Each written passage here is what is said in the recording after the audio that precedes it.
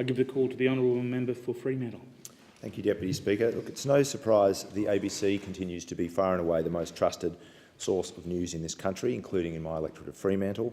It's no surprise that Australians from every part of this continent look to the ABC for essential information, especially in rural and regional areas. And I know that the ABC has a distinctive function in WA as the largest and most remote state in the Federation.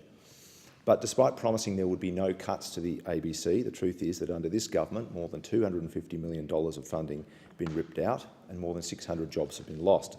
And that damage has been disproportionately inflicted on the ABC in the West.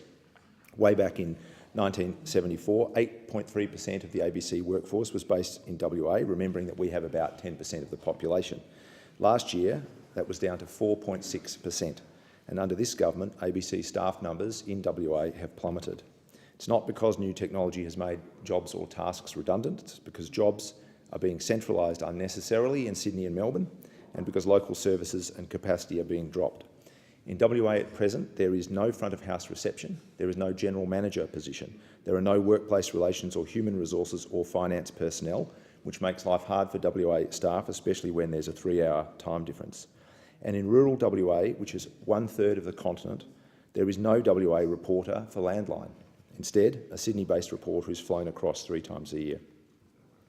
Deputy Speaker, there is currently no outside broadcast capability in WA. If the OB van is requested and approved for use, it is literally driven across the Nullarbor.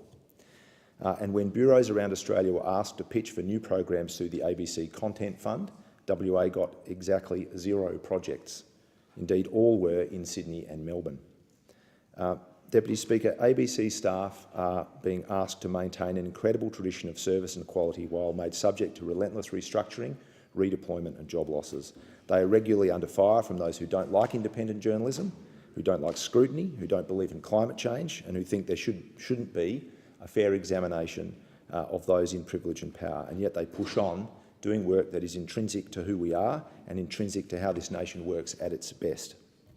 Deputy Speaker, I want to pay tribute to the work of the Community and Public Sector Union across Australia, but particularly the WA branch of the CPSU and its regional secretary, my friend Sue Bowers.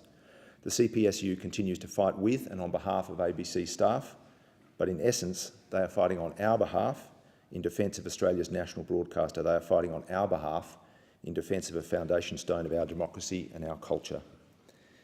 Never forget, people should never forget, that the Abbott-Turnbull government promised they wouldn't touch funding to the ABC. That was a lie. Our ABC has been damaged and we are all the poorer for that.